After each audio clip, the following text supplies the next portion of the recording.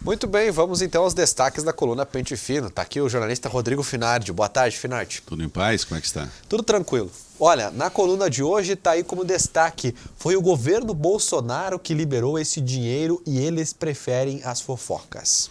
Ontem à tarde fizemos uma live com o senador, o Luiz Carlos Reis aqui. Ele fez duras críticas à Rede Globo, né? Principalmente no que tange a cobertura do coronavírus e as ações em Brasília. E ele disse algumas notícias assim, que a grande mídia não dá. Né? Então ele lembrou um pouco desse dinheiro que vão liberar para os municípios agora, que o auxílio financeiro de até 125 bilhões para estados e municípios. Né? Muito bem. Olha, nós temos mais Só destaques. Só para o Rio Grande do Sul é 2,2 bilhões, né, para ter uma ideia. Bom, tomara que venha e ajude bastante. E o lockdown brasileiro? Nas últimas semanas, todo mundo está falando essa palavra, lockdown, né? Começou meio com o governador Eduardo Leite, que ele falava o pegue, pague, o Dória, ele falava uma coisa em inglês, né? Só que o seguinte, eu fui pesquisar, porque todo mundo fala lockdown, mas o que assim, no sentido literal da palavra, o que é lockdown? Isolamento. Ponto. O que a gente já faz, o isolamento social, as pessoas, a quarentena, né? No Brasil, o lockdown ele tem outro significado, né? Assim, é um isolamento mais rígido para mim.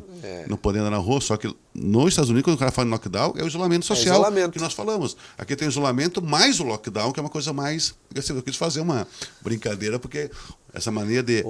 O brasileiro de americanizar as coisas, né? Então eu só quis fazer uma... uma palavra mais para assustar mesmo, né? Olha, um faro com buracos gigantesco na entrada da empresa. Dá uma olhada nessas fotos. Ontem, inclusive até como live, né? Como o senador tocou no assunto, eu já tinha essa coisa e ele se botou à disposição para ajudar a empresa. O que é? A empresa Alfar é a empresa que mais arrecada impostos para o município de Erechim.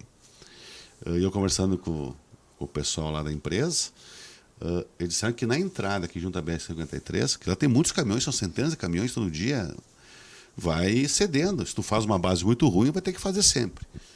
E olha a situação terrível. Tem muito mais. Tem umas 20 fotos que parece dá para fazer um belo uma trilha de rally aqui. Aí eu fui atrás da prefeitura para saber como é que funciona. Disseram, ali é a área de domínio, responsabilidade do DENIT. Foi quando o senador se botou à disposição. Se eles derem o material, a prefeitura faz a mão de obra. Né? Então agora vai ter uma discussão, eu acredito que vai sair, precisa.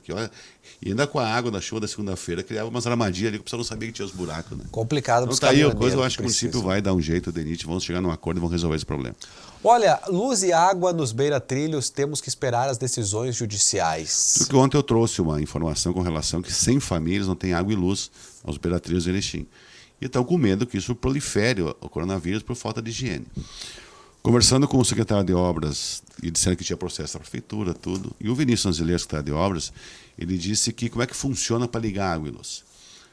Ele emite uma certidão com o número do lote, do terreno, para a RGE e para a Corsã.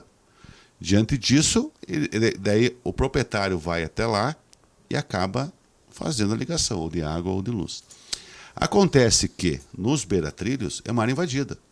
Não existe uma matrícula para poder emitir uma certidão. Então, como é que as pessoas estão conseguindo isso?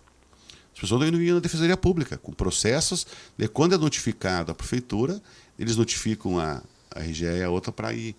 Acontece o seguinte, a Corsã aceita isso, a notificação da prefeitura. A RGE não. A RGE não aceita o documento da prefeitura, só quando receber a notificação judicial.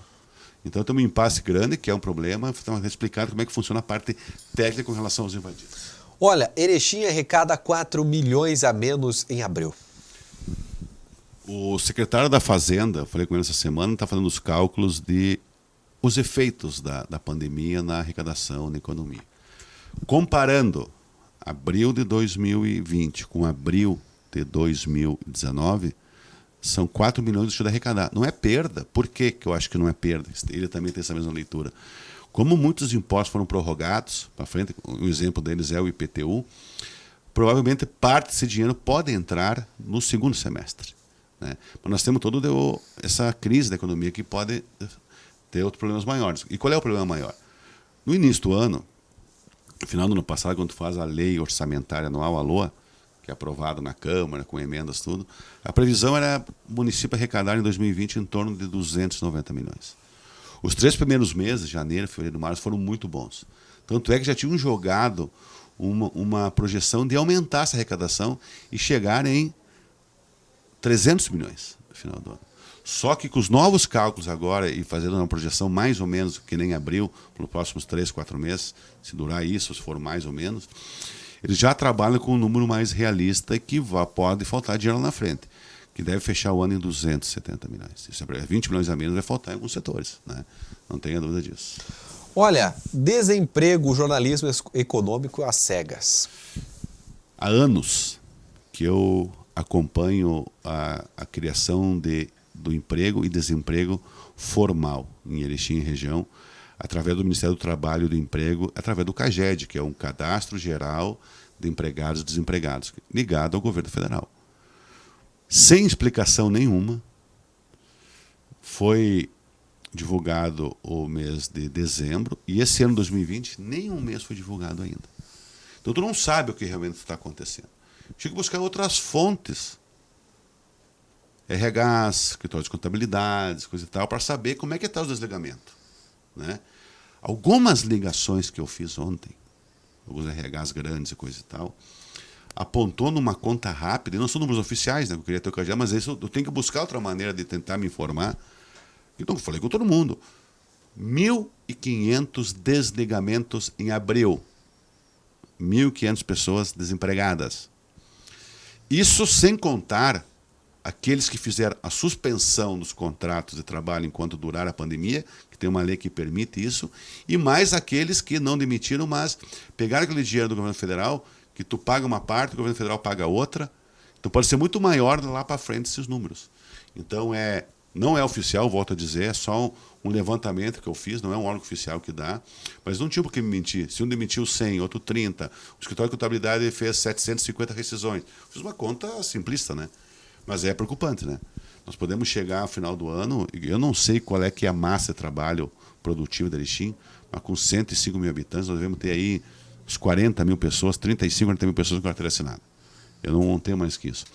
Com aquele de 2008 que vinha, tinha 7 mil e poucos desempregados, recuperou um pouco, acabou o ano com 6 mil, depois de toda essa questão, que não foram repostos, e mais esse ano, nós podemos chegar ao final do ano, sim, e não quero ser pessimista, podemos ser realista diante do quadro que se apresenta, nós temos uma massa aí de em torno de 15 mil desempregados em Erechim. Que triste, né?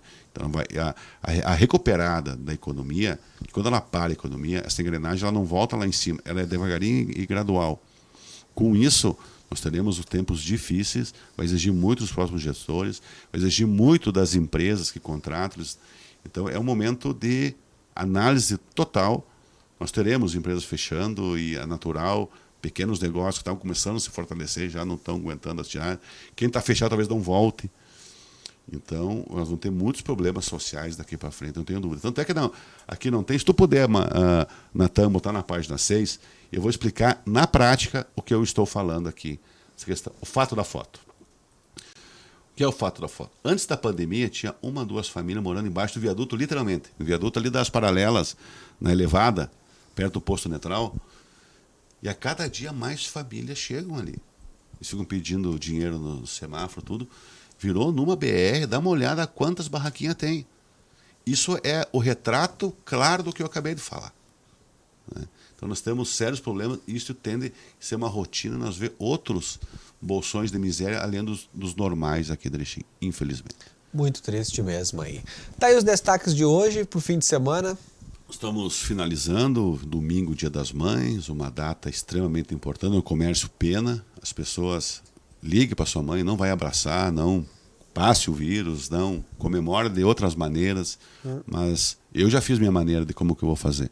Eu vou dar uma ideia para vocês, eu não vou abraçar minha mãe, mas eu vou fazer um churrasco na parte de fora da casa, né?